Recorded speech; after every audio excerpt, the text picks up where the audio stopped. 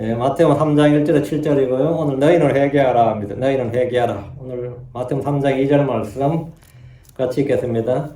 이르되 너희는 회개하라. 하늘의 왕국이 가까이 왔느니라 하였으니. 이르되 말하되 말씀하시기를. 예. 또 이르되 너희는 회개하라. 하늘의 왕국이 가까이 있느니라. 예.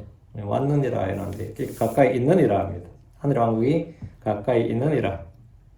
그 말은 뭐냐면 너희 안에, 너희 곁에, 너희 가운데 왕이 계신다. 하늘의 왕국에 왕이 계신다 이 말입니다. 왕이 가까이 있다. 왕이신 분이 멀리 있지 않고 가까이 있다 이 말이죠. 너희는 회개하라 합니다. 네, 잠깐 기도하겠습니다. 위대하시고 거룩한 주 하나님 감사합니다. 하나님께 은혜와 복을 주시고 주의 영을 충만케 해주시옵소서. 이 시간도 하나님의 말씀을 선포할 때 주님께서 각 성도들 안에 참 신선한 기름 부음을 넘치게 부어주시옵소서. 지하 계심을 주시고 깨닫는 마음도 주시옵소서. 아버지 하나님 종에게도 은혜를 위해서 권능 있는 주의 말씀을 서로 있는 그대로 또 주의 영으로 선포할 수 있게 주시옵소서. 아버지 하나님께서 은혜를 넘치게 하셔서 모두가 좀 말씀을 통해서 회개하고 또 주님이 저희 안에 거하시고 또 저희를 다스리시고 또 저희가 온전히 주님께로 마음을 돌이키는 그런 일들이 있게 해주시고 마음을 더욱더 새롭게 할 수 있도록 도와주십시오. 하나님께서 사랑하는 하나님 아버지께서 말씀을 통해 늘 말씀해 주신 줄 압니다. 저에게 빛을 비춰 주시고 깨달음을 주십시오. 감사드립니다. 주의 성기 합니다. 아멘. 예. 오늘 함께 공부할 말씀은 너희는 회개하라 합니다. 너희는 회개하라. 이는 하늘의 왕국이 가까이 있음이니라. 이는 하늘의 왕국이 가까이 있음이라. 유대인의 왕으로 태어나신 예수님은 헤롯의 박해를 피해 이집트로 갔다가 헤롯이 죽자 주의 천사의 지시로 이스라엘 안으로 들어왔습니다. 요셉은 유대가 아니라 갈릴리의 나사렛에 정착함으로써 예수님은 나사렛 사람이라 불리시게 되었습니다. 나사렛에 정착한 게 참 도시 이름이 절묘했어요. 나사렛. 그래서 나사르 사람, 나자렛. 주의 가지란 뜻도 되고요. 아주 복합적인 나사렛에 정착했기 때문에 나사렛 사람 불렸는데 이게 구약적으로 구약에 예언자들이 말한 바 나사르 사람, 주의 가진 사람, 또 주의 지팡이, 주의 막대기. 그게 같은 말이거든요. 다 나사르거든요. 그 나사렛에 정착함으로써 예수님은 나사렛 사람을 불리시게 되었고 이것은 예언자들이 말한 바의 성취다 했죠. 그분의 태어나심, 이집트로 가신 것, 베들레헴에서 아이들이 죽은 것, 그리고 나사렛에 정착한 일 등 모든 사건은 그냥 우연적으로 일어난 일이 아니고 예언의 말씀에 따른 것이고 예언의 성취였습니다. 주 예수님은 갈릴리의 나사렛에서 요셉을 따라 살게 되었고 그곳에서 자라면서 목수로 일하셨습니다. 예수님의 직업은 목수였습니다. 나사렛에서 주 예수님의 행적은 마태복음에는 아무런 기록이 없습니다. 마가복음에도 없습니다. 요한복음에도 없어요. 누가복음 2장에 예수님께서 가족들과 함께 명절을 지키러 예루살렘에 올라온 일이 기록되어 있습니다. 요셉과 마리아는 매년 6월절이 되면 예루살렘에 갔는데 그 중에 예수님이 12살이 되던 해에 성전에서 있었던 일이 기록되어 있습니다. 요셉과 마리아는 이래 동안 명절의 날들을 채우고 나사렛으로 돌아갈 때 예수님은 뒤에 가족들 같이 가지 않고 뒤에 남아서 예루살렘에 머무셨습니다. 요셉과 마리아는 하루 길을 간 뒤에야 예수님을 발견하지 못하자 다시 그분을 찾아서 예루살렘으로 빽 한 거예요. 돌아갔지만 사흘 뒤에나 그분을 찾을 수 있었습니다. 예루살렘으로 돌아가도 예루살렘 어디 있는지 모르잖아요. 그렇다고 뭐 경찰에 신고할 수 있는 것도 아니고 여기저기 막 찾다가 결국 성전에서 그분을 발견했어요. 누가복음에 이 일이 기록되어 있습니다. 누가복음 2장 46절 47절 그리고 이런 일이 있었으니 사흘 뒤에 그들은 성전에서 그분을 발견하였는데 사흘 뒤에 예수님을 잃어버린 시간이 얼마? 3일이에요. 3일 만에 발견한 거예요. 미싱 차일드예요. 예수님이 유괴된 건 아니었습니다. 길을 잃은 것도 아니고 그들은 성전에서 그분을 발견하였는데 그분께서 박사들 한가운데 앉았사 그들의 말을 듣기도 하시며 그들에게 문제들을 묻기도 하셨더라. 예수님은 예루살렘 성전에서 율법 박사들의 한가운데 앉아서 그들과 질문과 답변의 시간을 가지셨습니다. 일종의 토론, 경련을 한 겁니다. 누가복음 2장 47절 그리고 그분의 말을 들은 모든 자들은 그분께서 깨닫고 답변하신 것들로 인하여 깜짝 놀랐더라. 12살 먹은 애가 하는 말, 묻는 말도 놀랍고 질문을 보면 그 사람 수준을 알 수 있어요.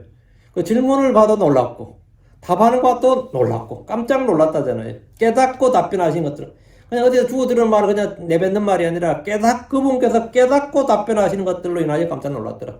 그 12살의 어린 예수님의 말을 들은 모든 자들이 그분에게 놀랐습니다. 나사렛에서 특별히 율법교육을 받은 것도 아닌데 그분은 율법을 깨닫고 답변하셨습니다. 이때 예수님은 자신이 어디에 있어야 되는지, 무엇을 해야 되는지, 자신이 누구의 아들인지, 자기 아버지가 누구인지를 정확히 아셨습니다.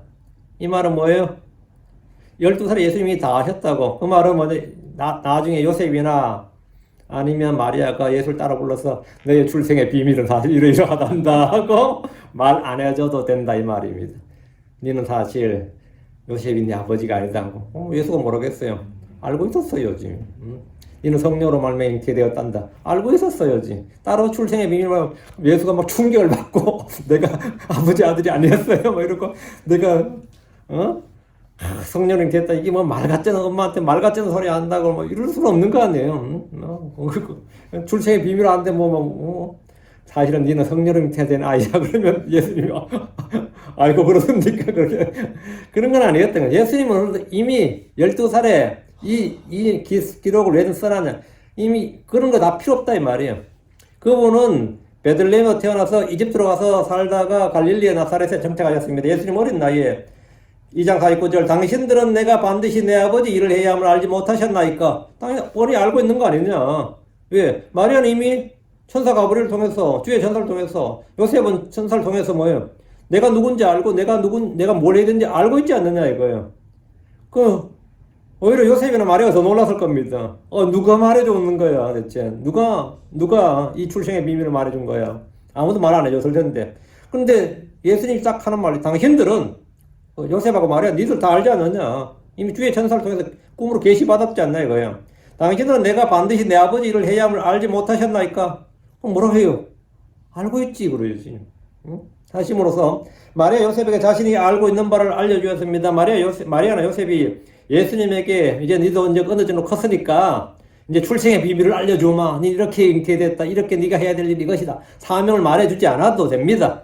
나사렛에서 예수님은 하나님과 사람들의 호의 속에서 지혜와 키가 자라셨습니다. 성경 그분이 나사렛에서 어떻게 살았는지 아무 말도 하지 않는데 그런 일들은 우리가 알아야 할 일들이 아니기 때문입니다. 예수님께서 30세 정도가 되셨을 때 그분보다 먼저 유대 땅에서 주의 말씀을 선포하며 주의 일을 행하는 한 사람, 주께서 보내신 한 사람이 있었습니다.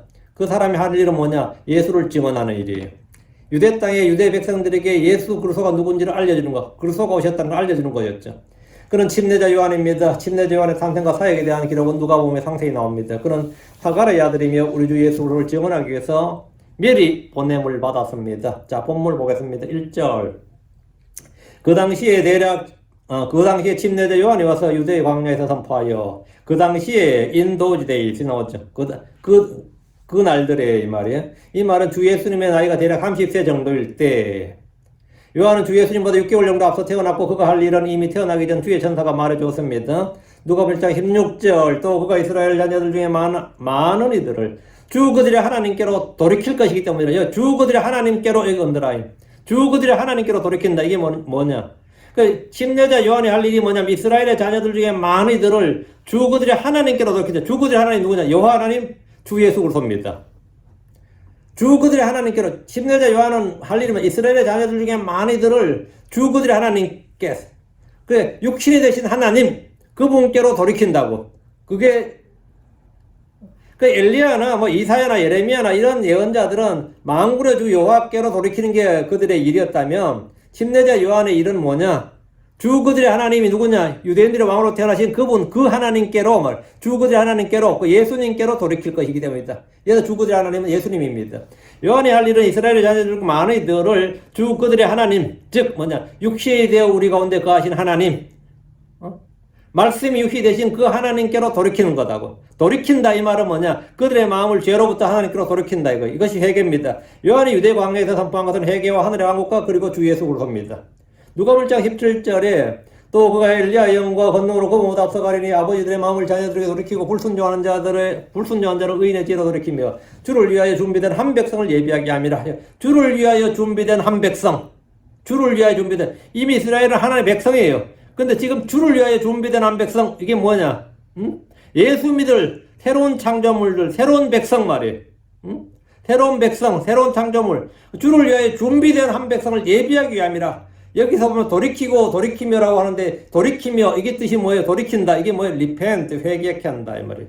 요한의 엘리야 영과 권능으로 예수 그리스도보다 앞서갔습니다. 요한이 할 일은 백성들을 회개케 하고 주를 위하여 주를 믿을 말이에요. 주 예수 그리스도를 믿을 한 백성을 예비하는 겁니다. 이를 위해 그는 유대의 왕래에서 회개를 선포했습니다. 요한이 태어나자 그의 아버지 사가랴는 주의 영으로 충만해 그 아이에 대해서 예언을 했습니다. 누가복음 1장 76절 77절에 그리고 아이야 너는 가장 높으신 예언자라 불리리라. 이는 내가 주의 얼굴 앞에 가서 그분의 길들을 예비할 것이며 그분의 백성에게 그들의 죄들의 사면을 통하여 구원을 얻게 하는 지식을 줄 것이기 때문이라. 구원을 얻게 하는 지식이 뭐죠? 회개하고 주 예수를 믿는 거예요. 회개하고 내 뒤에 오시는 분 주 예수를 믿는 거라고.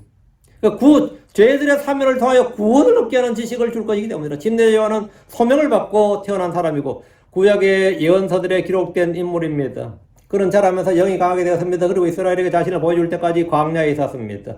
그리고 때가 되자 유대 광야에서 회개를 선포했습니다. 그는 하나님의 예언자로 불렸습니다. 그는 주의 길들을 예비했습니다. 그는 이스라엘 즉 그분의 백성에게 그들의 죄들의 사면을 통하여 구원을 얻게 하는 지식을 주었습니다. 이것이 침례자 요한에게 주어진 사역입니다. 우리 모두 때를 얻지 못하든지 주의 말씀을 선포해야 됩니다. 주 예수 그리스도를 말미암는 죄들의 사면을 선포하는 겁니다. 회개를 선포하고 죄의 사면을 선포해야 된다. 그게 우리의 사역입니다. 구원받은 성도는 모두 이 일을 맡은 청지기들이요 말씀의 사역자들입니다. 이것은 목사들, 선교사들, 부흥사들에게만 맡겨진 일이 아니라 구원받은 모든 성도들에 주신 일입니다. 2절 또 말하기를 너희는 회개하라 이는 하늘의 왕국이 가까이 있음이라. 침례자 요한은 광야에서 선포하면서 한 말이 겁니다. 너희는 회개하라. 그는 지극히 높으신 이의 예언자고 주의 길을 예비하는 자로서 백성들의 마음을 하나님께로 돌이켜야 됩니다. 그럼 이런 마음이 들 겁니다. 딱 생각이 안 나요? 유대인들은 옛부터 율법을 지켰고 지금도 지키고 있는데 마음을 하나님께로 돌이킨다는 게 무슨 의미가 있느냐는 겁니다. 그들은 당시에 우상 숭배를 했던 것이 아닙니다. 그들은 율법을 따라서 안식일을 지키고 있었습니다. 각 마을마다 회당이 있어서 모세율법을 가르쳤습니다. 우상 숭배했던 거 아니에요. 백성들은 음식기를 지키고 11조를 드리고 명절이면 성전에 모여 주를 경배했습니다. 사내 아이들은 난지 8일째에 할례를 받습니다. 손을 씻지 않고는 잔을 들지 않았고 음식을 먹지 않을 정도로 철저히 율법을 지키고 있는 그들에게 마음을 하나님께로 돌이키라. 이게 뭔 말이에요? 그들은 오랫동안 율법과 전통을 따라서 주를 경배하고 섬겼지만 마음을 하나님께로 돌이키라. 이건 뭐냐? 육신을 입고 오시는 하나님, 그리스도의 오심, 예언된 그분께로 마음을 돌이키라는 겁니다. 그들은 지금까지 예수 믿는, 그리스도를 믿는다 하지만 그냥 몇백 년, 몇천 년을 그냥 그렇게 믿는다지만 실제적으로 지금 주님이 오신다, 오늘 오신다, 지금 오신다, 우리 가운데 계시다. 이런 건 전혀 감이 없었던 거죠. 예루살렘 사람들은 동쪽에서 온 지혜자들을 통해서 그리스도의 탄생에 대해서 들었을 때, 그 지혜자들이 오히려 예루살렘 사람한테 물었어요. 유대인의 왕으로 태어나시니까 어디 계시느냐고 물으니까 소동했습니다. 왜 소동했어요? 준비가 안 돼 있었던 겁니다. 하나님 만날 준비가 전혀 안 돼 있었고, 주 예수 그리스도의 오심, 그 메시아가 오심을 영접할 준비가 전혀 안 돼 있었다고요. 제사장들과 서기관들도 헤롯처럼 당황했습니다. 그분 오심에 대해서 알고는 있었지만 전혀 마음이 준비되어 있지 않았습니다. 지금 우리는 모두 주 예수를 믿는다고 하지만 주의 재림에 대해서 마음이 없다면 마음을 돌이켜야 됩니다. 회개해야 된다. 너희는 회개하라. 이스라엘은 지금 해야 될 일이 바로 하나님께로 마음을 돌이키는 겁니다. 너희는 회개하라. 이건 마음을 돌이키라. 이 말입니다. 다시 2절. 또 말하기를 너희는 회개하라. 이는 하늘의 왕국이 가까이 있음이라. 백성들에게 회개하라고 하는 이유가 나옵니다. 이는 하늘의 왕국이 가까이 있음이라. 개혁성경은 하늘의 왕국을 천국이라고 번역했고 황킹도 천국이라고 번역했어요. 이 말은 한국 크리스천들에게 하늘나라, 죽어서 영원히 가는 하늘나라란 하늘이라는 오해를 부르겠습니다. 그 천국 가면 전부 다 죽어서 가는 곳인 줄 알아요. 하늘의 왕국은 하늘왕국, 헤브리 킹덤이 아닙니다.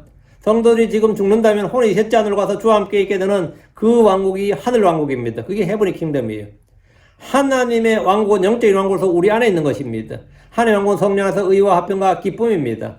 하늘의 왕국이 가까이 왔다고 할 때, 하늘의 왕국이 가까이 있다고 할 때, 하늘의 왕국은 주께서 이 땅에 세우실 정치적, 물리적, 땅에서 세워지는 비제불, 눈에 보이는 가시적 왕국입니다. 물질적 왕국이에요. 이 왕국은 주 예수님께서 친히 왕좌에 앉아 다스리는 왕국이고, 이 땅의 죄와 불법을 제거하고, 의와 화평이 넘치는 정치적, political, physical, 물리적 왕국입니다. 주 예수님께서 이 땅에 오셔서 왕좌에 앉아서 통치하시는 왕국이고 하나님의 영광이 넘치고 하나님 아는 지식이 넘치고 땅의 저주가 거치고 사람들의 질병이 치유되고 동물들이 모두 초시로 돌아가며 사막에 강이 흐르며 나무들이 열매를 맺는 그런 왕국입니다. 그 왕국에서 이스라엘은 땅의 모든 민족들의 머리가 되고 주를 경배하는 온 세상의 모든 민족들이 예루살렘으로 모여들고 주 예수님 한 분만 섬기고 경배하는 그런 왕국이 하늘의 왕국입니다. 나라와 나라와 전쟁이 일어나지 않고 땅엔 지진이 일어나고 병충해가 없고 땅에는 마귀들이 하나도 없고 부정한 영도 없고 이런 의와 화평이 넘치는 그런 왕국, 주를 아는 지식이 넘치고 이런 왕국이 뭐냐? 하늘의 왕국입니다. 하늘의 왕국이 가까이 있다는 것은 유대인들의 왕으로 태어나신 분, 하늘의 왕국의 왕이 그들에게 가까이 있다는 겁니다. 하나님은 저 멀리 셋째 하늘에 계신 것이 아니라 이미 그들 가운데 와 계셨습니다. 그들 가운데 가까이 있습니다. 그들 한가운데 계셨습니다. 이미 그들 가운데 태어나셨고 그들 곁에 살고 계십니다. 침례자 요한은 유대인들의 왕, 이스라엘의 왕이신 분께서 너에게 가까이 계시다는 것을 말하고 있습니다. 그럼 사람들이 충격을 받아요, 안 받아요? 하늘의 왕국이 가까이 있다고, 이미 그분이 이 땅에 오셨다, 이 땅에 거하고 계시다는 걸 말한 겁니다. 예전에 베들레헴에서 양을 치던 목동들이 그들이 보고 들었던 그리스도의 탄생에 대해 말한 적이 있고, 동방에서 온 지혜자들이 이걸 말했고, 헤롯이 베들레헴에서 아이들을 죽임으로써 그리스도의 탄생에 대해서는 이미 유대 전역에 다 소문이 퍼져 있었습니다. 그런 유대인들에게 드디어 그 그리스도가 가까이 계시다는 걸 말해주는 예언자가 나타난 겁니다. 이는 하늘의 왕국이 가까이 있음이니라. 하늘의 왕국의 왕이 그들에 가까이 있다는 말은 이스라엘 역사와 운명을 좌우하는 가장 중요한 소식입니다. 유대인들은 그리스도의 왕국, 하늘의 왕국, 다윗에 무너진 장막을 세울 왕을 오랫동안 기다려왔습니다. 그런데 하나님의 예언자가 그들이 기다리던 그 왕국의 왕이 그들에게 가까이 있다는 겁니다. 왕이 없으면 왕국이 없습니다. 왕국이 가까이 있다는 말은 뭐냐면, 왕국이 가까이 있다고? 하늘의 왕국이 가까이 있다? 그 뭐예요? 왕이 가까이 있다는 말이 있네. 하늘의 왕국에 왕이 가까이 있다고. 왕이 있으면 다 백성이 있어야지. 백성을 준비시키는 게 뭐죠? 회개의 침례예요. 그게 회개의 침례라. 그럼 왕국이 세워지는 거예요. 왕은 이미 그들 곁에 있기 때문에 왕국의 백성들을 준비하는 것이 뭐다? 침례자 요한의 사역입니다. 3절입니다. 이는 예언자 이사야를 통해 말씀하신 바로 그가 이 사람이기 때문이라. 이 사람, 요한이다 말이죠. 예언자 이사야를 통해 말씀하신 바로 그 사람, 이 사람이 요한이라고. 이 사람이 때문이라. 말씀하시기를 광야에서 외치는 자의 소리가 있어 너희는 주의 길을 예비하라. 그 우리 행로들을 곱게 하라. 광야에서 누가 있다고? 외치는 자의 소리가 있어. 이 외치는 자의 소리가 누구냐? 요한이라고요. 침례자 요한이 외치는 자의 소리입니다.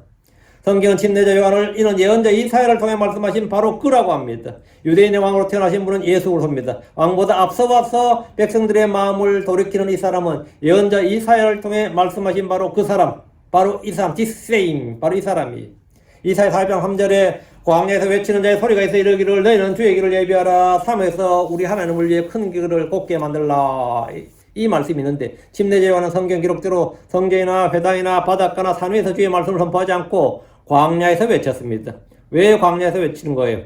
그래 광야에서 외치는 음성이 말씀과 딱 맞는 거죠. 말씀을 통해서 성경 기록을 통해서 이 사람이 누군지 알라는 거지. 이는 그가 광야에서 외치는 자의 소리였기 때문입니다. 그래서 누구든지 성경을 아는 사람은 그가 성경이 말한 그 사람이고 그가 선포하는 사람이 그리스도의 힘을 알게 해준 겁니다. 너희는 주의 길을 예비하라. 사막에서 우리 하나님을 위해 큰 길을 곱게 만들라. 예언자 이사야가 말한 이 사람이 바로 침례자 요한입니다. 요한은 광야에서 외치는 자였고 그는 주의 길을 예비했습니다. 예수님께서 그리스도로서 이 땅에서 일하실 수 있도록 그는 주의 길을 예비했고 모든 백성들이 그분을 그리스도로 영접할 수 있도록 믿을 수 있도록 말씀을 선포한 겁니다. 백성들의 마음을 돌이킴으로써 백성들이 주 예수를 믿고 받아들일 수 있도록 했습니다. 그는 예언자 말라기가 말한 언약의 사자였습니다. 말라기 3장 1절 만군의 주가 말하노라 보라 내가 내 사자를 보내리니 그가 내 앞에서 길을 예비할 것이요. 내 앞에서 길을 예비한다고. 그건 누구죠? 요한이 내 앞에서. 만군의 주가 말한다잖아요. 그 만군의 주가 누구죠? 하나님이잖아요.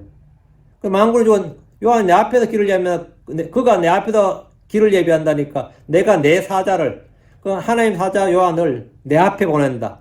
그가 내 앞에서. 그럼 내가 만구 여호와 하나님인데 주 하나님인데 그럼 그 예수는 뭐가 되는 거죠?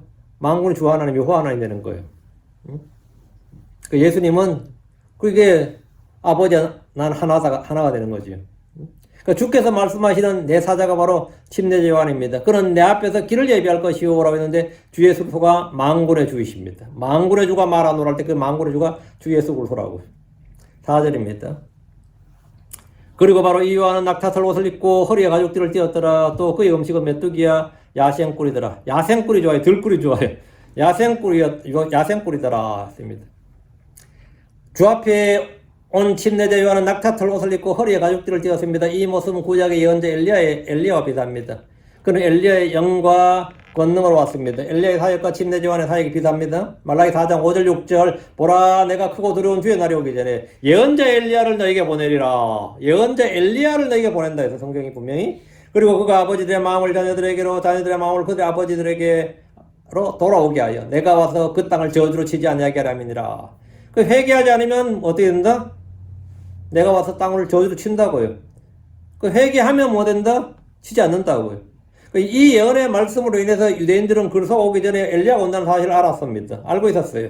침례자 요한의 모습은 열왕기하 1장 8절의 엘리야의 모습인데 우리 주님은 이 요한이 엘리야임을 증언하셨습니다. 침례자 요한은 주의 초림에 앞서왔고 예언자 엘리야는 주의 재림 전에 이 땅에 오는데 요한계시록 11장의 두 증인 중에 하나가 엘리야의 모습입니다. 크고 두려운 주의 날이란 심판하러 오시는 주의 재림의 날입니다.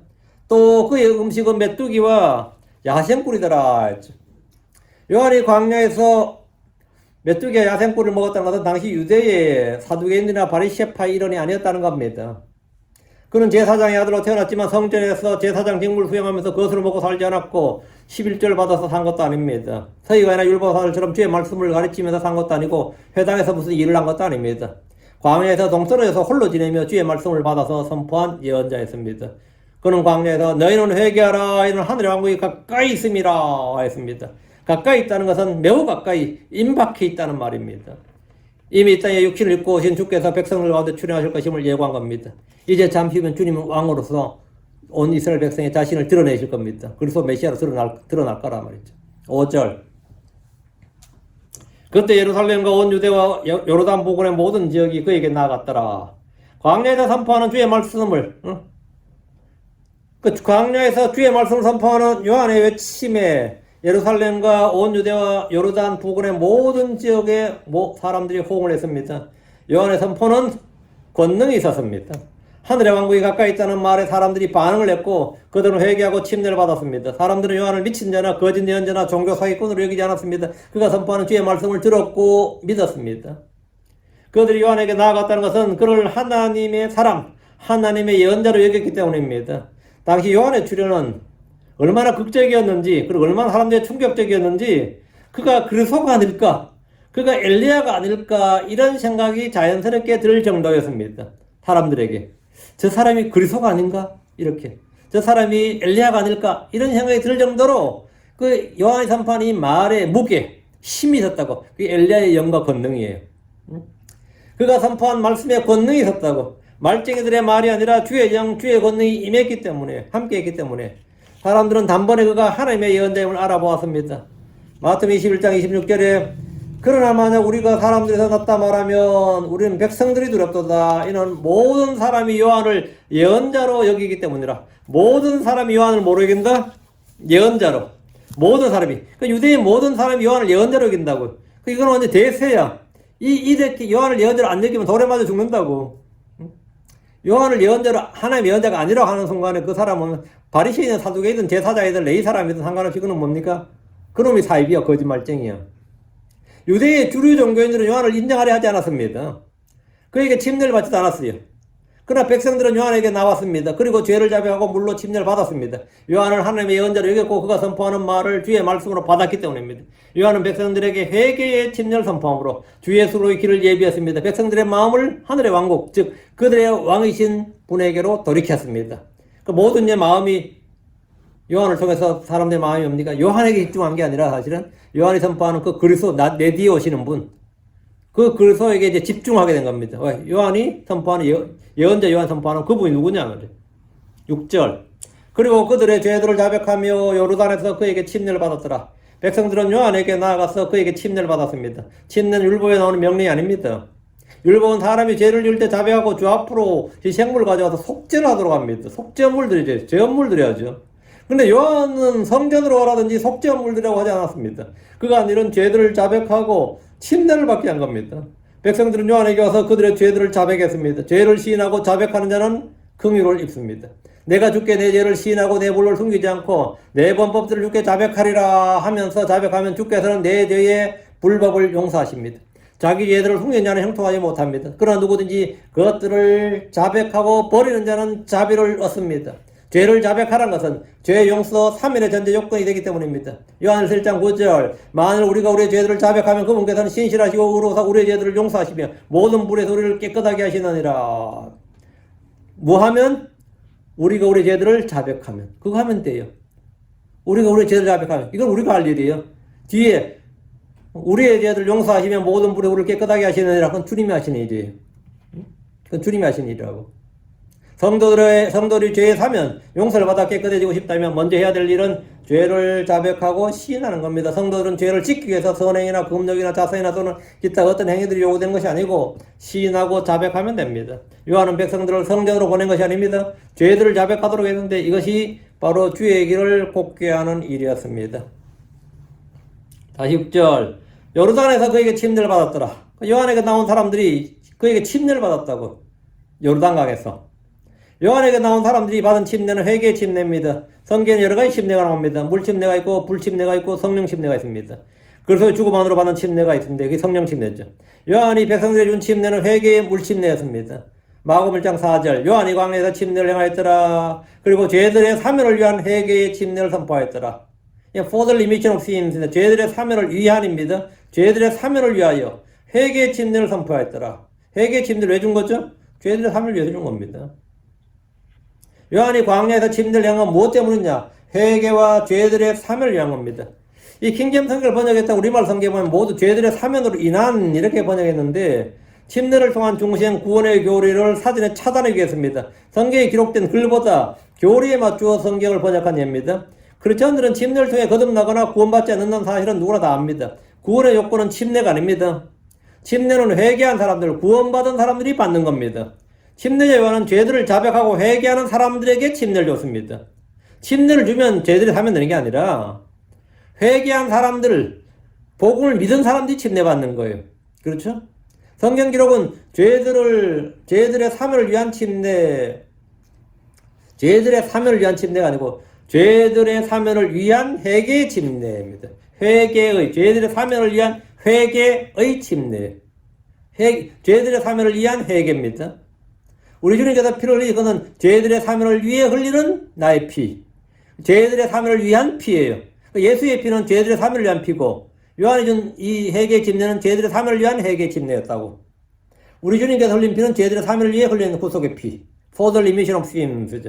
여기서 for를 원인이나 목적 중 무엇으로 번역할지는 사전이나 영문법이 결정하는 것이 아니고 우리 주께서 친히 해석해 주시고 결정해 주십니다. 마태복음 26장 28절에 나와요. 이는 이것이 죄들의 사면을 얻게 하려고 많은 사람을 위하여 흘린 나의 피고 구속 언약의 피이기 때문이라. 죄들의 사면을 위해 많은 사람을 위해 흘린 피. 죄들의 사면을 위해 흘린 나의 피라고요. 죄들의 사면을 인한이 아니고 위하여. 성경이 스스로 해석을 하죠. 우리 주님께서 직접 그렇게 말씀하셨어요. 똑같은 for the remission of sins입니다. 성경에 5번 나오는데 주님이 여기서 for는 뭐다? 위한이다. 이렇게 딱 정리해 주셨다고. 성경이 스스로 해석하는 거죠. 율법은 죄들의 사면을 위해 짐승의 피를 흘렸습니다. 침례자 요한은 죄들의 사면을 위해서 회개 침례를 줬습니다. 예수님은 죄들의 사면을 위해서 그분 자신의 피를 흘렸습니다. 죄들의 사면을 위해입니다. 이 말씀은 죄들의 사면으로 인해 이렇게 주장하면 개혁이나 한킹티를 하면 개혁은 아니고 그거는 이쪽에 보면 죄들의 사면으로 인해하면 회개의 침례를 받기 전에 이미 그들이 죄들의 사면이 돼버린 거지. 그럼 말이 안 되죠. 예수의 피를 믿기도 전에 죄들의 사면을 받아버린 거지. 죄들의 사면을 받았기 때문에 침례받는 꼴 나니까 그건 말이 안 되는 거죠. 그건 전혀 황당한 교리가 되는 거죠. 주께서 피를 흘리기도 전에 죽으시기도 전에 사람들의 죄가 사면되었다는 이상한 교리가 나옵니다. 이런 교리는 없습니다. 죄들의 사면을 위해 우린 주의 말씀에 따라 죄들을 자백하고 회개해야 됩니다. 죄들의 사면을 위해 우린 주 예수를 믿어야 되고 그분의 피, 대속의 죽음을 믿어야 됩니다.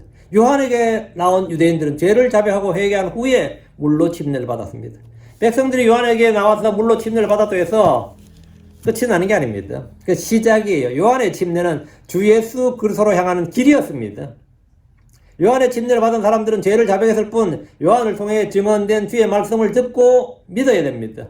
누가복음 7장 29절에 그리고 그분의 말씀을 들은 모든 백성과 세리들은 여기 그리고 그분의 말씀을 들은 모든 백성과 세리들은 요한의 침례로 침례를 받았으므로 하나님을 의롭다고 하더라. 이거 중요한 말 나와요. 예수를 믿은 사람, 예수님의 말씀을 들은 사람들은 뭐라고요? 백성이든 세리든 요한의 침례로 침례를 받은 사람들이다 이렇게. 요한의 침례로 침례를 받았다가요. 요한의 침례로 침례를 받았으므로 하늘을 의롭다고 하더라. 이 말은 뭐예요? 요한의 침례가 무슨 효과가 있었다? 그 회개 침례가 그들의 마음을 주께로 돌이켰다고. 그 요한의 침례가 그냥 형식적 종교적 행위가 아니라 진짜 문자 그대로 그들의 마음을 주께로 하나님께로 돌이켰다고. 그리고 지금 그들의 마음이 주께로 가는 길이신 주님께로 예비가 되어 있었다 이거죠. 그 요한의 침례가 효과가 있었던 거죠. 그래서 그분의 말씀을 들은 모든 백성과 세리들은 요한의 침례로 침례를 받았으므로 요한의 침례로 침례를 받은 사람이 예수 믿었구나. 응? 요한의 침례를 거절한 사람들은 예수 안 믿었다고요. 그러니까 요한의 침례를 거절한 사람들은 예수님을 대적하고 하나님의 계획을 거절했습니다. 누가복음 7장 3절에 나오죠. 그러나 이렇게 그러나 바리새인들과 율법사들은 그에게 침례를 받지 아니하였으므로 그에게서 누구에게서 요한에게서 침례를 받지 아니하였으므로 하나님의 계획을 거절하였으며 스스로를 대적하더라 이렇게. 그 요한의 침례를 받지 않은 사람들은 뭐라고? 하나님의 계획을 거절하고 스스로를 대적하더라. 왜 그랬느냐? 왜 예수 안 믿었냐니까 그에게서 침례를 받지 아니하였으므로 나오죠. 요한에게서 회개 침례를 받지 않은 사람들은 뭐가 안 된 거예요? 마음이 준비가 되지 않고 돌이키지 않았다 이 말이죠. 요한에게 나와서 죄를 자백하고 회개한 후에 물로 침례를 받았다는 것은 하나님의 계획을 받은 것이고 주 예수를 믿을 준비를 한 것이고 요한의 침례는 하늘로부터 온 것이다 이렇게 인정하고 받아들인 거죠. 요한의 침례는 하늘로부터 온 겁니다. 회개하라는 주의 음성이 요한을 통해 선포되었을 때 그들은 죄를 자백하고 회개했습니다. 에스겔 14장 6절에 그러므로 이스라엘 집에게 이르기를 주 하나 이같이 말하노라 회개하고 너희 자신을 돌이켜 너희 우상들을 떠나라 너희의 모든 가지한 것에서 너희 얼굴을 돌리라. 회개는 죄의 사명과 하나님의 긍휼을 입는 하나님의 방법입니다. 에스겔 18장 36절 주 하나님이 말하노라 오 이스라엘 집아 그러므로 내가 너희를 심판할 때 각 사람을 그의 길들대로 심판하리라. 회개하고 너희의 모든 범법에서 돌이키라. 그리하면 불법이 너희를 황폐하게 하지 아니하리라. 회개하고 뭐하라? 너희의 모든 법에서 돌이키라. 회개하고 돌이키라. 침례자 요한이 선포한 회개가 바로 이겁니다. 이 회개에 따른 행위, 요구된 행위가 침례였습니다. 회개의 물침례는 오늘날 크리스천들이 요구되는 것이 아닙니다. 오늘날 크리스천들이 요구되는 게 아니에요. 지금 우리는 복음 선포를 통해 예수를 믿어야 됩니다. 주 예수를 믿음으로 죄들의 사면을 받고 불법이 깨끗해집니다. 크리스천들에게 물침례는 죄의 사면과 아무런 관련이 없습니다. 침례자 요한은 회개의 침례를 선포했습니다. 우리 주께서도 유대인들에게 물로 침례를 주셨습니다. 사도들도 오순절에 복음을 선포하면서 침례를 받으라고 선포했습니다. 사도행 2장 38절에. 그래서 이제 오늘도 물침례를 강조하는 교회들이 굉장히 많습니다. 그러나 물침례로 죄가 제거되는 것이 아닙니다. 왜? 베드로전 3장 21절 나오죠. 그 일과 동일한 모양 곧 침례가 예수로의 부활로 말미암아 이제 또한 우리를 구원하느니 이것은 육체의 더러운 것을 제거하는 것이 아니요 이것은 침례는 육체의 더러운 것을 제거하는 것이 아니라고요. 선한 양심이 하나님을 향하여 응답하는 것이니라. 이 구절에 따르면 침례는 모형입니다. 침례는 육체의 더러운 것을 제거하는 것이 아니라 선한 양심이 하나님을 향하여 응답하는 것입니다. 그런데 언뜻 보면 침례가 우리를 구원한다고 말한 것처럼 보입니다. 침례가 예수 그리스도의 부활로 말미암아 우리를 구원합니다. 침례가 우리를 구원한 것이 아니고 침례가 예수 그리스도의 부활로 말미암아 예수의 부활로 말미암아 우리를 구원합니다. 백성들은 요한에게 물로 침례를 받았습니다. 요한의 침례만 알고 믿는다면 그는 구원받지 못합니다. 아볼로는 요한의 침례만 알았습니다. 사도 바울이 에베소에서 만난 어떤 제자들은 요한의 침례를 받았지만 그들은 구원받지 못했습니다. 요한의 침례의 핵심은 뭐냐? 예수를 믿어야 한다는 겁니다. 그러니까 요한은 침례 주다 물로 그냥 물만 끼얹었느냐? 사람을 물속에만 잠갔다 들어올렸냐? 그게 아니다며. 요한이 침례를 주면서 사람들 그냥 물속에 담그고 너희 침례 받았다. 침례 증서 준 게 아니라고요. 그건 뭐냐? 사도행 19장 4절 보죠. 요한이 침례 주면서 한 일이 이거였어요. 이게 가장 중요한 일입니다. 요한복음 19장 4절, 사도행 19장 4절. 이 요한의 침례에 대해 좀 잘 알아야 됩니다. 사도행 19장 4절. 이에 바울이 이르되 참으로 요한이 회개의 침례로 침례를 주며 요한의 침례는 회개의 침례다. 이건 됐죠? 딱 나오죠? 회개의 침례로 침례를 주며 백성에게 말하여 백성에게 말을 했다고 침례 주면서 그들이 자기 뒤에 오실 분 곧 그리스도 예수를 믿어야 한다고 하였느니라. 그 요한은 침례 주면서 뭐 했는 거죠? 복음 선포한 거예요. 내뒤 오시는 분, 그리스도 예수를 믿어야 한다고 했다. 침례주면서 요한이 계속 하는 말이 뭐냐면, 예수를 믿어야 된다 했다는 거예요. 예수. 침례주면서, 침례받은 사람 요한이 뭘 들은 거죠? 예수를 믿어야 된다는 말을 들었다 이거죠. 그래, 요한의 침례를 받은 사람이 예수를 믿은 거예요. 요한의 침례를 받은 사람. 그분의 말씀을 들은 모든 백성과 세리들은 요한의 침례를 받았으므로 하나님을 의롭다 하더라. 근데 그 요한의 침례를 받지 않은 사람들, 바리새인들과 율법사들은 뭐라고요? 하나님의 계획을 거절하고 스스로를 대적하더라. 그 요한의 침례가 뭐야? 요한은 침례를 주면서 뭘 증언하고 뭘 선포했느냐? 그 엘리야 영과 건너러 와서 뭘 선포했느냐? 예. 그래서 예수를 믿어야 한다. 예수를 믿어야 한다고 했다 이거예요. 예수 믿어. 그렇게 말했다는 거예요. 성경에 따르면 요한이 물로 침례를 주면서 예수 그리스도를 증언하고 그분을 믿어야 한다고 말한 것을 볼 수 있습니다. 요한에게 침례를 받은 사람이 주 예수를 믿지 않으면 성령을 받을 수가 없고 구원받을 수 없습니다. 7절입니다. 7절.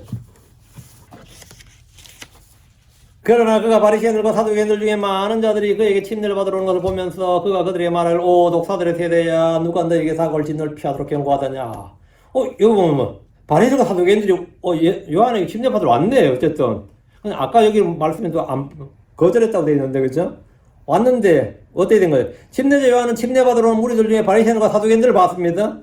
야, 바리새인과 사두개인들까지 침례 받으러 왔으면 여기다가 제사장들까지 왔다면 더 대박인 거고, 그죠? 누가복음 3장에 보면 세리들이 침례를 받으러 왔고 군사들도 침례를 받으러 왔어요. 온 백성들이 요한에게 침례를 받으면서 혹시 이 사람이 그리스도가 아닐까 곰곰이 생각했습니다. 이는 요한이 엘리야 영과 권능으로 회개를 선포하고 하늘의 왕국을 선포했기 때문입니다. 요한에게 침례를 받으러 온 사람들 중에 바리새인과 사두개인들도 있었습니다. 요한이 회개하라, 너희는 회개하라, 하늘의 왕국이 가까이 있느니라 하니까 자기 이야기인가? 이렇게 생각한 거예요, 사람들이. 하늘의 왕국이 가까이 있느니라 할 때 하늘의 왕국이 가까이 있느니라 이 말은 왕을 이야기하는데 왕이 가까이 있다는 말인데 자기 이야기인가 해서 그리스도가 아닐까 생각한 거예요. 실제로 누가복음 3장 15절 나오고 요한복음에도 이게 나오죠. 근데 요한에게 침례를 받으러 온 사람들 중에서 이제 사두개인들과 바리새인들이 있었는데, 이 정도면 요한은 이스라엘에서 완전히 인정받은 예언자고 전국구 스타가 된 겁니다. 근데 이 정도는 전국구 스타예요. 사두개인들은 당시 성전 권력을 잡고 있던 주류층입니다. 바리새인들도 백성들의 의로운 사람들로 존경받는 무리들이었습니다. 그들도 요한이 그리스도인지 아닌지 물었고 그가 엘리야인지도 물어봤습니다. 그들 중에 많이들이 침례를 받으러 왔다는 것은 굉장히 놀라운 일입니다. 이 서민들만 침례를 받아온 게 아니라 맨날 세리들, 장년을 상대한 게 아니단 말이죠. 근데 요한은 그들을 보면서 오 독사들의 세대야, 이거 뭐지 이거 교회 깨부술려고 작정한 거예요, 그죠? 오 독사들의 세대야 라고 정리했습니다. 한마디로 쌍욕을 쏟아부은 겁니다. 왜 그런 겁니까? 침례를 받으러 온 사람들에게 침례를 주면 될 일이지 왜 이런 심한 욕을 한 겁니까? 얘들은 문제가 있어요. 바리새인들은 스스로 의롭다고 그래요. 회개할 일이 없어. 회개하고 침례를 받아야 되는데 나머지는 다 회개하고 침례를 받는데 바리새인 사두개인들은 회개 안 하고 침례만 달라는 거지. 회개 안 하고 침례를 받으러 온 거지. 그러니까 요한은 사람들이 침례를 줄 수 없는 거죠, 실제로. 회개하는데 바리새인들 내가 뭐 회개할 거 있어? 나 죄를 안 짓는데. 율법의 의로를 흠이 없는 자들인데. 아마 지금 교회 목사들 중에도 누가 이런 식으로 설교를 하거나 말한다면 그건 목사 자격이 없는 사람은 정죄를 받을 겁니다. 우리 주께서도 사람들 향해서 독사들의 세대야, 뱀들아 독사들의 세대야, 어찌 너희가 지옥의 정죄를 피하겠느냐. 이게 주로 바리새인들에게 한 말이에요. 사두개인들과 바리새인들은 종교 지도자들입니다. 요한은 그들이 죄를 자백하지 않고 회개하지도 않은 채 침례만 받으러 온 것에 대해서 분노한 겁니다. 죄의 자백도 없고 마음의 회개도 없이 침례를 받는 것은 주의 계획을 멸시하는 것이고 이건 종교의식, 종교행위예요. 그들이 요한에게 침례를 받으러 간 것은 많은 백성들이 요한에게 와서 침례를 받는 걸 봤고 그들을 자기들 바리새파로 아니면 자기들 족바로 개종자 하나를 얻기 위해서 가는 거예요. 이건 사실. 그 요한은 그걸 딱 아는 거지. 그 개종자 하나를 얻기 위해서 애를 쓰는 그들의 입장에서는 요한의 침례를 받지 않을 수 없었던 겁니다. 요한은 하나님의 예언자로서 그들의 속마음을 알았고 위선을 알았고 의도를 알았고 동기를 알았어요. 그리고 그들의 악한 행위들을 알았습니다. 그들은 사람들의 전통을 지키기 위해서 사람들의 명령으로 하나님의 명령을 무효로 만든 자들입니다. 사람들의 칭찬을 하나님의 칭찬보다 더 사랑했습니다. 과부들의 집을 삼키고 거칠애로 길게 기도했습니다. 무겁고 지기 힘든 짐들을 묶어서 사람들 어깨에 지우되 자기들은 손가락 하나도 까딱하지 않았습니다. 그들은 박하와 해양과 근처 11조는 바치되 율법에서 중대한 문제인 판단의 공의와 긍휼과 믿음은 무시했습니다. 이런 이유로 요한은 그들 향해서 독사들의 세대라고 한 겁니다. 요한인들 그들이 어떤 놈들인지 몰라? 다 알지. 요한이 오 독사들의 세대야 누가 너에게 다가올 진노를 피하도록 경고하더냐. 이 말은 요한이 지금 하는 말이지만 주의 경고고 주의 음성입니다. 주께서 그분의 종을 통해서 그들에게 말씀하시는 겁니다. 요한이 격하게 자기 감정과 분노를 쏟아낸 것이 아닙니다. 하늘의 하나님께서 당시 유대 종교 지도자들인 사두개인들과 바리새인들을 어떻게 보고 계신지를 요한의 입을 통해서 경고하신 겁니다. 그들은 정말 그들의 죄를 자백하고 회개해야 됩니다. 그리고 나서 침례를 받아야 돼요. 우린 율법을 잘 지킵니다. 하루에 2번 기도합니다. 일주일에 금식을 몇 번 합니다. 하루에 3번 기도합니다. 일주일에 2번 금식합니다. 11조 바칩니다. 어쩝니다. 이런 건 다 쓸데없는 소리란 말이죠. 그들은 독사들의 세대였습니다. 그들은 악하고 엄난한 세대고 비뚤어진 세대요, 죄 많은 세대요, 패역한 세대였습니다. 그들은 사람들의 계명을 하나님의 계명보다 더 우선했고, 사람들에게 인기, 사람들의 칭찬을 받는 것, 존귀와 영광을 받는 것을 하나님의 칭찬을 받는 것보다 더 우선했습니다. 거칠애로 길게 기도하고 자세히나 뭘 하면 그걸 또 자랑하고 이렇게 했기 때문에 요한이 그걸 왜 몰라? 그들 다 알지. 그래서 그들이 침례받으러 올 때 독사들의 세대야 누가 너에게 다가올 진노를 피하도록 경고하더냐. 아무도 그들에게 경고한 사람이 없죠. 지금까지 유대 땅에서 사두개인들이나 바리새인들에게 다가올 진노를 피하도록 경고한 사람은 아무도 없었습니다. 누가 경고해요? 그들은 스스로 어렵고 경건하고 거룩했습니다. 그들은 자기를 높이는 자들이었습니다. 그들은 스스로 보기에 율법을 잘 지키는 자들로서 흠이 없는 사람들이었습니다.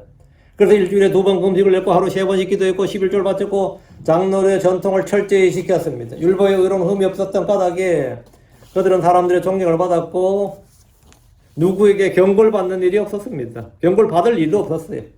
그러나 하나님은 그들의 행위가 아닌 속 중심을 보셨습니다.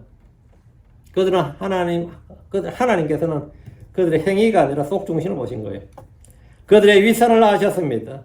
침례자 요한은 주의 영으로 충만하여 그들을 공개적으로 책망하고 경고했습니다. 그들이 독사들의 세대요, 회칠한 무덤이요, 지옥의 정죄를 피할 수 없는 자들인 것을 말해줬습니다. 이게 진짜 하나님의 사람만 할 수 있는 거예요, 이거는. 당시에 주류계층의 종교 지도자들이 누가 이런 말 합니까? 그럼 독사들의 세대인 이들이 지옥의 정죄를 피하려면 어떻게 해야 됩니까? 첫째, 죄들을 자백하고 회개해야 됩니다. 둘째, 요한에게 침례를 받은 후에 요한이 증언한 주 예수님을 믿어야 됩니다. 이 두 가지. 지옥의 정죄를 피하는 방법. 죄를 자백하고 회개하라. 다음 뭐라고?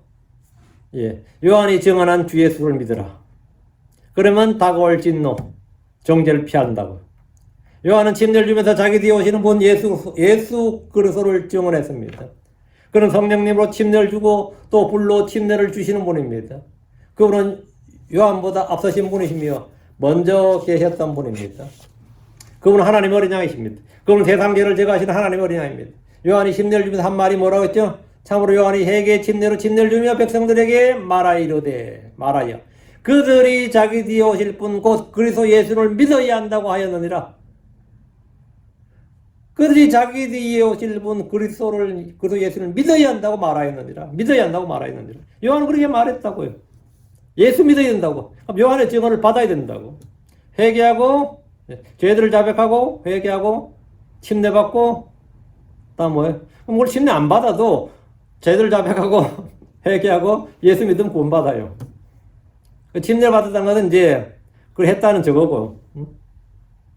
내가 회개하고 죄들을 자백하고 회개했다는 양심 응답이고 회개 침례죠.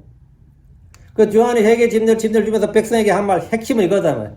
그들이 자기 뒤에 오실 분 곧 그리스도 예수를 믿어야 한다. 그리스도 예수를 믿어야 됩니다. 주의 이름을 부른 자는 누구나 구원을 받습니다. 주 예수를 믿으라. 그리하면 너가 구원을 받으리라. 예수를 믿으면 구원받는다고. 바리새인들과 사두개인들은 율법을 얼마나 잘 지켜야 되느냐, 그거 자랑할 일이 아닙니다. 지금 회개하고 죄들을 자백하고 회개하고 예수 믿어야 됩니다. 예수를 믿어야 됩니다. 그것이 다가올 지옥의 정죄를 피하는 유일한 방법입니다. 우리가 주의 진노, 주의 정죄, 주의 심판, 주의 뭐 안 받는 피하는 유일한 방법은 뭐냐? 예, 주 예수를 믿는 겁니다. 우리가 죄를 지은 죄를 자백하고 회개하고 주 예수를 믿는 거예요. 그럼 언제나 이건 동일합니다. 죄를 자백하고 회개하고 예수를 믿으라. 예수를 믿으라. 그래서 주님께서 너희는 회개하라. 너희는 회개하라. 하늘의 왕국이 이는 하늘의 왕국이 가까이 있음이니라.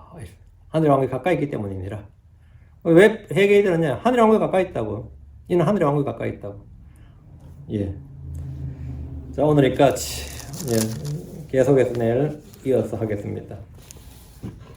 예. 이 내용이 계속 이어지기 때문에 오늘 못한 말씀은 예. 내일 계속 전하도록 하겠습니다. 예. 여러분이 말씀을 예. 잘 듣고 놓치는 것 없이 이 새로 들으면 제가 말이 빨라서 그렇지 새로 들으면 또 여러분이 놓친 게 꽤 많다는 걸 알 겁니다. 그러면 새롭게 들리는 게 있어요. 그러니까 한 번 듣는 걸 그치지 말고 두 번, 세 번, 네 번 이렇게 반복해서 말씀 들으시면 오늘 또 굉장히 내용이 사실은 많습니다. 그냥 주르륵 넘어서 그냥 익숙해 보이지만 굉장히 내용이 많아요. 잘 정리하셔서 정말 여러분 속에 마음의 보고에 말씀을 쌓아두시기 바랍니다. 그래서 우리가 이 시대에 우리가 해야 될 일들 이런 것들이 또 경고를 받고 교훈을 받을 수 있고 그래서 마음에 또 믿음의 성장을 이루시기를 원합니다. 기도합니다. 이자식으로 간 주 하나님 감사합니다. 하나님께서 은혜 주셔서 오늘도 주의 말씀을 선포했습니다. 선포된 모든 말씀이 성도들 안에 잘 전달되게 해주시고 또 아버지 말씀을 잘 받아서 또 저희가 경고와 교훈과 훈계를 받게 하시고 병을 얻게 해주시옵소서. 아버지 하나님 제가 하나님의 말씀을 사용해서 또 이 땅을 살아가도록 도우시되 육체의 남은 날들을 제 육체의 정욕대로 살지 않고 하나님 뜻대로 살게 해주시고 성령의 인도함을 받아서 살게 해 주시옵소서. 저희가 늘 죄를 짓는 자들입니다. 그러나 저희가 죄를 지을 때마다 죄를 자백하고 회개하고 하면 마음을 주께로 돌이키고 또 아버지는 주 예수를 믿고 또 주 예수를 믿음으로 저희가 늘 아버지는 깨끗하고 정결한 그런 선하고 순수한 양심과 마음을 갖게 해주시옵소서. 입술에서 믿음의 선한 고백이 나오게 하시고 또 선한 양심에 나오는 선한 믿음의 행위들이 함께 있게 하여 주시옵소서. 전능하신 주 하나님 말씀의 권능이 또 성령의 권능이 믿는 모든 자들 안에 차고 넘치게 해주십시오. 세상을 이기는 자들이 되게 하시고 죄를 이기는 자들이 되게 해주십시오. 마귀를 이기고 아버지는 육체의 정과 욕심을 이기는 그래서 늘 그런 승리의 삶을 살도록 도와주시길 원합니다. 감사드립니다. 주의 승기도합니다. 아멘.